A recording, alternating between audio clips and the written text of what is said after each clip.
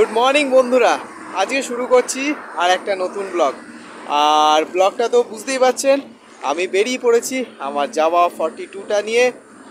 আর আর আমি এখন প্রায় 60 থেকে 70 কিলোমিটার অলরেডি চলে এসেছি। আর আমি এখন আছি আর কি পানাগড় ক্রস করেছি, পানাগড় যেটা বাইপাস ক্রস করে এই সাইডে একটা দাঁড়িয়ে আছি।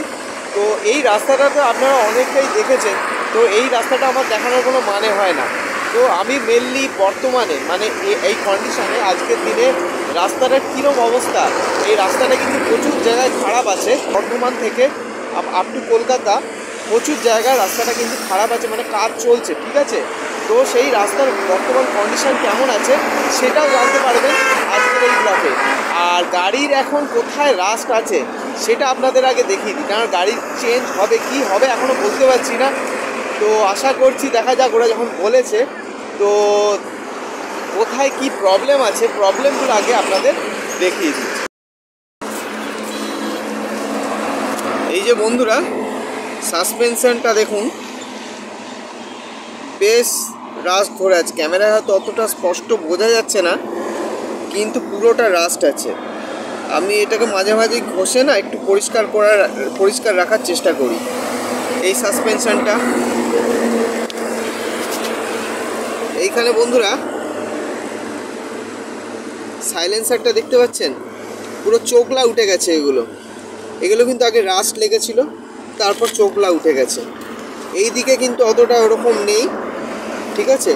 কিন্তু এই পজিশনটা সব থেকে বাজে কন্ডিশন, মানে সব থেকে বাজে অবস্থা এখানটা।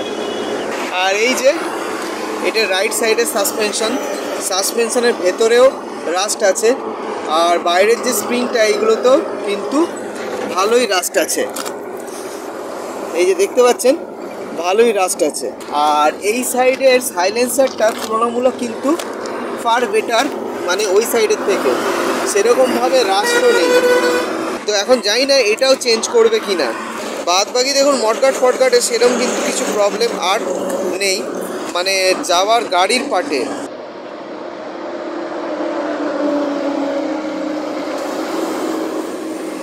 তো দেখলেন প্রবলেমগুলো।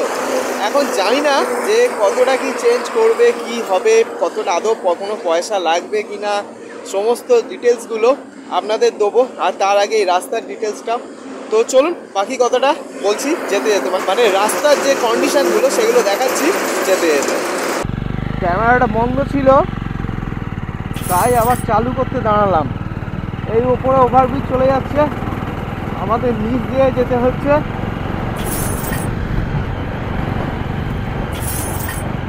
বাট এই ড্রাইভার সাথে সেরকমভাবে কোনো খুব একটা প্রবলেম লাগলো না। যাই হোক, একটা কথা বলতে তখন ভুলে গেলাম, আমার আজকে বেরোনোর কথা বেরোবো ভেবেছিলাম 6টার সময়। বেরোতে প্রায় আমার বেজে গেল 7টা, পুরো 1 ঘন্টা লেট। ওই দিকটাও সেম, মানে ব্রিজটা পুরোটাই তৈরি হচ্ছে। এই যে এটা হলো সেকেন্ড ডাইভারশন, দেখতে পাচ্ছেন রাস্তার এখন এই অবস্থা। ওই সাইডটা একবার দেখুন, ফুল জাম। এটা গেল সেকেন্ড, 2 নম্বর, পরপর মোটামুটি 5 কিলোমিটারের মধ্যেই দুটো। এখনও তো 150 কিলোমিটার বাকি আছে, জানি না কী হবে। আবার আরেকটা ডাইভারশন, এটা 3 নম্বর বা 4 নম্বর হবে। আগে যে রাস্তাটা দিয়ে এলাম না, অনেকটা রাস্তা দেখে মনে হলো যেন তৈরি পুরো হয়ে গেছে। ব্রিজ ছিল, মানে 6 লেন রেডি। আগে মোটামুটি 10 কিলোমিটারের মতো রেডি হয়ে আছে। তারপর আবার এই 10 কিলোমিটার পর আবার একটা ডাইভারশন দাঁড়াতে হবে, একদম শক্তিগড়ে গিয়ে দাঁড়াবো, সামনে আবার ডাইভারশন।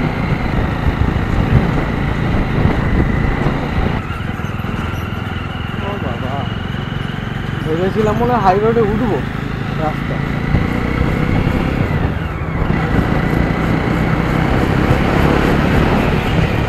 বাঁ দিক দিয়ে একটা রাস্তা করেছে,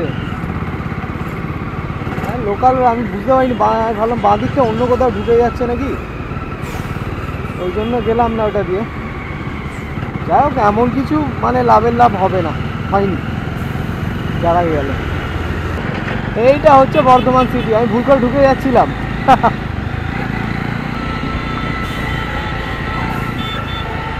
পুরো ডাইভারশনই চলছে, মানে রাস্তা সেরমভাবে নেই। ওই মাঝখানে 8-10 কিলোমিটার একটু ফাঁকা ভালো ছিল, তারপরেই এইভাবেই যাচ্ছি। এই রাস্তা আবার চাঁচা রাস্তা, এই রাস্তায় গাড়ি চালাতে না বিরক্ত লাগে, গাড়িটা কিরম এরম এরম করে। মনে হচ্ছে রাস্তাটা আবার একটু ভালো হলো। ভালো রাস্তা তো আমরা আজকে দেখাবো না, চলুন বন্ধ করি। আমি এখন শক্তিগড়ে এসে গেছি। আর এখানে এসে আগে একটু মুড়ি খেলাম, তারপর পেছনে আখের রস পাওয়া যাচ্ছিল, ওখানে আখের রস খেলাম, চা খেলাম, খেয়ে এবার বেরোবো। তো যাই হোক, আপনাদের বলে দিই, এখানে মাঝে মাঝে তো এই দাদাকে জিজ্ঞেস করলাম, যেখান থেকে মুড়ি কিনলাম এই দাদা, তো দাদাকে জিজ্ঞেস করলাম যে রাস্তাটা কি আগে ওইরকম। তো দাদাও যেটা বললো যে আগে তো বেশ কিছু রাস্তাটা তৈরি হয়ে গেছে, মানে মাঝখানে ডাইভারশান, এখন কিন্তু আরও ডাইভারশান পড়বে। আর এই যে মাঝখানে যেরকম তৈরি হয়ে যাওয়া ছিল, এখানে কিন্তু আর সেরকম নেই, মানে পুরো রাস্তাটাই আমায় ওরমভাবে আর যেতে হবে, মানে পুরোটাই ডাইভারশানের মধ্য দিয়ে। আমি এখন পালসিক টোল ট্যাক্সে, যা ভুল হয়ে গেল।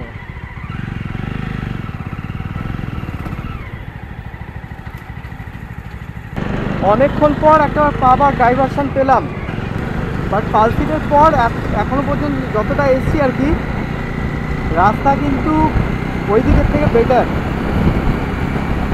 আর যেটাও ডাইভারশন আছে, আগেও 2-3 জায়গা পেয়েছি, বাট এরকমই সুন্দর রাস্তা আছে, কোনো জ্যামজমাট নেই। আপনি মোটামুটি গাড়ির স্পিড ভালো রেখেই বেরোতে পারবেন। বুঝতে পারছেন, রাস্তা মোটামুটি এরকম। আর পালসিটের পর থেকে গাড়ির পরিমাণও অনেক কমে গেছে, গাড়ি এখন অনেক কম। মানে আগে তো প্রত্যেকটা ডাইভারশনে জ্যাম হয়ে যাচ্ছিলো, দাঁড়াতে হচ্ছিলো, তারপরে হালকা হালকা করে এগোচ্ছিলাম। বাট এখন কিন্তু ডাইভারশনেও আমি ভালো স্পিডে যেতে পারছি, গাড়ির স্পিড মোটামুটি 60 ধরে রাখতে পারবেন এই ডাইভারশনগুলোতে। তারপর আবার রাস্তা নর্মাল। হ্যাঁ, তবে মাঝে মাঝে রাস্তাটা না চাঁচা আছে। আমি এখন ডানকুনি কিছুটা আগে, এখান থেকে আমার ডেস্টিনেশন অটো ডায়নামিক, যেটা দেখাচ্ছে এখনও 40 কিলোমিটার। তো ঠিক আছে, এখনও মোটামুটি 1 ঘন্টা লাগবে, আর এখন বাজে 11:15। তো রাস্তা কিন্তু এখন বেশ ভালো, দেখুন রাস্তাটা। আমরা এখন আমি এখন আমরা হয়ে যাচ্ছে ডানকুনি টোল প্লাজা, এখানেও রাস্তাঘাট তৈরি হচ্ছে এখনও।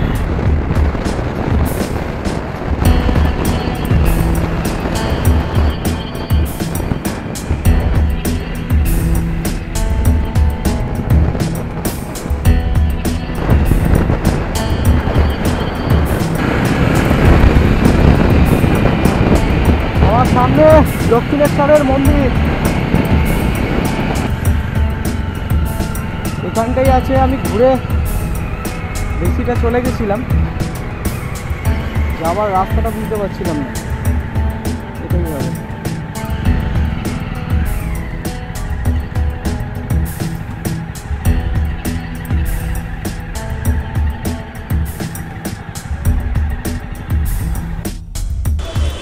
আমি এখন যাওয়া ইয়াসদি শোরুমে এসে গেছি। আমার লেগেছে পুরো 12টা বেজে গেছে, মানে 7টায় বেরিয়েছি, পুরো 5 ঘন্টা লেগেছে এই রাস্তায় আসতে। তো দেখতেই পেলেন অনেক ডাইভারশন ছিল, কিন্তু পালসিটের পর থেকে রাস্তাটা মোটামুটি পরিষ্কার, বেশ পরিষ্কার। তো গাড়ি আমার এখন এখানে পিছনে দাঁড়িয়ে আছে, আর এই হচ্ছে প্রচুর গাড়ি। আমার গাড়ির নাম্বার এখন 44। আর এখানে অভিজিৎ আছে, অভিজিৎ অনেক সকাল সকাল এসে গেছে, ও 11টার সময় ঢুকে গেছে, আর ওর গাড়ির নাম্বার হচ্ছে 27। তো এখনও গাড়ি আসছে, ঠিক আছে। আর আমি যেটা ভাবছিলাম হয়তো BS4গুলোই চেঞ্জ হবে, তবে এখানে দেখলাম BS6ও অনেক গাড়ি আছে যেগুলো চেঞ্জের জন্য, মানে রাস্ট ইস্যুর জন্য এখানে এসছে।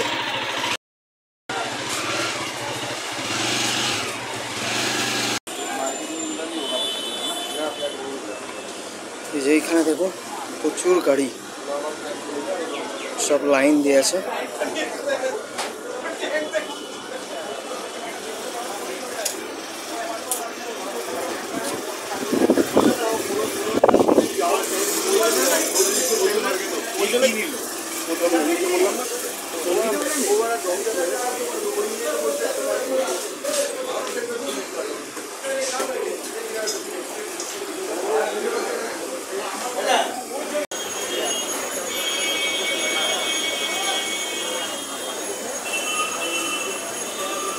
এখানে একটা জিনিস এক্সট্রা পাওয়া, এই যে মিও মোড়ের একটা প্যাকেট,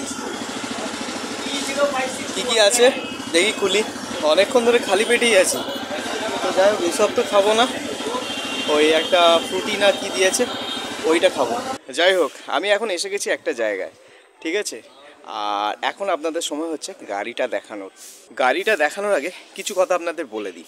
অ্যাকচুয়ালি সেদিন রাত্রির মানে সেদিনটায় প্রচুর রাত্রির হয়ে গেছিলো আমার গাড়ি। তো মোটামুটি ওখানে ধরুন সেদিন 75-78 মানে 80টার কাছাকাছি গাড়ি সেদিন হয়েছিল, মানে টোটাল সার্ভিসিংয়ের জন্য। আর আমার নাম্বার ছিল 44। তো আমার গাড়ি কমপ্লিট করতে করতে মোটামুটি 8:30 বেজেছিল, তাও তাড়াহুড়ো করে। আর আমি ওনাদেরকে বলেছিলাম গাড়িটা ধোবেন না, আমি ডাইরেক্ট নিয়ে বেরোবো, ঠিক আছে, গাড়ি আবার নোংরা হবে, তাই জন্য ধোয়ার কোনো সেরকম প্রয়োজন ছিল না। তো যাই হোক আমি সেখানে কোনো সার্ভিসিং বা অয়েল চেঞ্জ কিছুই করিনি, শুধুমাত্র যেটুকু করতে গেছিলাম সেইটুকুই করে নিয়ে এসেছি। তো তারপরে 8:30-9টার সময় যখন গাড়ি আমার কমপ্লিট হয়, তখন থেকে যদি আমি আসানসোল আসতে চাই, আসানসোলে আসতে আমার মোটামুটি যাওয়ার সময় আমার 5 ঘন্টা লেগেছিলো, তা আসার সময় ধরে নিই 5-এর বেশিই লাগবে, কেননা অন্ধকার, রাত্রিবেলা অত স্পিডে আমি গাড়ি চালাতেও পারি না, খুব আস্তে চালাই। তো তো সেই জন্য আমি দেখলাম যে মোটামুটি রাত্রি 2-2:30 বেজেই যাবে আমার বাড়ি পৌঁছতে। আর ওই সকালবেলা ঘুম থেকে উঠে তারপর সারাদিন ওরমভাবে একটা থেকে, ঠিক আছে, আবার রাত্রিবেলা ওরমভাবে গাড়ি চালিয়ে আসা আমার পক্ষে সেদিন সম্ভব হয়নি। তাই মোটামুটি অভিজিতের কাছে ছিল গাড়িটা। 1 মাস পরে আমি গাড়িটা নিয়ে এসে এখানে আসানসোলে সার্ভিস সেন্টারে সার্ভিস করেছি। আর তারপর আপনাদেরকে দেখাচ্ছি গাড়িটা। এই হচ্ছে সাইলেন্সারটা, এইখানটা যেটা পুরো ছিল একদম মানে কিছুই ছিল না, দেখতে পাচ্ছেন। আর এইখানে যেটা নতুন সাইলেন্সার দিয়েছে সেটা দেখুন, এটা একদম রিবেট করা আছে। হ্যাঁ, এটা একদম রিবেট করা আছে, মানে আগে যেটা খোলা যেত, হয়তো খোলা যাবে, সেরকমভাবে খোলা যাবে, বাট এখানে এবার রিবেট করা আছে, আগে একটা সার্ক্লিপ ছিল। আর এই হচ্ছে নতুন যেটা সাসপেনশন যেটা গাড়ির, ঠিক আছে, গাড়ির সাসপেনশনটা এটাও নতুন চেঞ্জ হয়েছে। এটাও পুরো এই জায়গাটায় আগের ভিডিও দেখেছিলেন, আমি দেখুন সাইডে পুরোনোটাও দেখিয়ে দিচ্ছি। এইখানে এটা এখন ব্ল্যাক কালারের দিয়ে দিয়েছে, আগে এটা স্টিল কালার, ক্রোম কালার ছিল। আর এইখানে একটা ইয়েলো কালারের রাবার আছে, দেখতে পাচ্ছেন ক্যামেরায়, রাবারের পিস আছে, ঠিক আছে। তো এটা গেল এই সাইড, আপনাদের দেখিয়ে দিলাম, ওই সাইডটা একবার দেখিয়ে দিই। এই সাইলেন্সার বোথ সাইড চেঞ্জ হয়েছে। আর এই হেডটায় এই বোল্টটা নতুন, এই বোল্টটাও চেঞ্জ হয়েছে। তো যাই হোক দেখলেন কি কি চেঞ্জ হয়েছে, যাই হোক আপনাদেরকে দেখিয়ে দিলাম। এটা কিন্তু আপনাদের বলে রাখি, এটা কিন্তু হচ্ছে শুধুমাত্র 2019 থেকে 20 মধ্যে যারা গাড়ি নিয়েছেন তাদের জন্য, ঠিক আছে। 2019-20 এই 2 বছর মানে একদম প্রথম দিকে যারা গাড়ি নিয়েছেন তাদের জন্য। তারপরে মানে যারা BS6-এ আছে তাদের গাড়িতে কিন্তু এরকম কোনো প্রবলেম, রাস্টিং ইস্যু হয়তো আমার নেই, থাকলেও জানা নেই, ঠিক আছে। কিন্তু তাদের কিন্তু এই ফিল্টার চেঞ্জ বা এই সাসপেনশান বা সাইলেন্সার চেঞ্জ আমি দেখিনি, ঠিক আছে। তো ফার্দার যদি কোথাও হয় আপনারা খবর রাখবেন অবশ্যই। আর কলকাতায় যদি হয়, কলকাতার যে নাম্বারটা, আমায় যে নাম্বারগুলো থেকে ফোন করেছিল মেনলি এই মেগা সার্ভিসের জন্য, সেই নাম্বারটাও আপনাদেরকে আমি দিয়ে দিলাম, ঠিক আছে, তলায় ডেসক্রিপশান বক্সে রইলো আর স্ক্রিনেও রইলো, ঠিক আছে। তো যদি হয় দরকার পড়ে, যদি আপনার দরকার মনে হয় যে হ্যাঁ আপনি মিস করেছেন, তাহলে একবার ফোন করে নিন, ফোন করে দেখুন যে আবার নেক্সট টাইম হয়তো কবে হবে। ওরা বলছিল নেক্সট টাইম হবে। আর এটাই কলকাতায় হলো, এবার হয়তো আমাদের যে সেকেন্ড সিটিগুলো ধরুন এই দুর্গাপুর, আসানসোল, এখানেও বর্ধমানেও অনেক তাড়াতাড়ি খুলেছিল, শিলিগুড়ি, আপনারা যদি সেখানেও গিয়ে করতে পারেন, ফোন করে আপনারা করে নিতে পারেন। এরকম কোনো কিন্তু প্রবলেম নেই যে আপনি শিলিগুড়ি থেকে নেননি, কেননা আমি নিয়েছিলাম কলকাতার অন্য শোরুম থেকে, আর আমি করলাম অটো ডায়নামিকে, ঠিক আছে। তো আপনারা যে কোনো শোরুম থেকে ওটা গিয়ে যেখানে হচ্ছে করিয়ে নিতে পারেন, বাইরের স্টেটে গিয়েও হয়তো করাতে পারেন, সেটা আগে যাওয়ার আগে ফোন করে নেবেন। তো যাই হোক এই বলে আমার ভিডিও শেষ করছি। তো আশা করব ভিডিওটা ভালো লেগেছে। চলুন আজকে এলাম, আবার দেখা হবে পরবর্তী ভিডিওতে।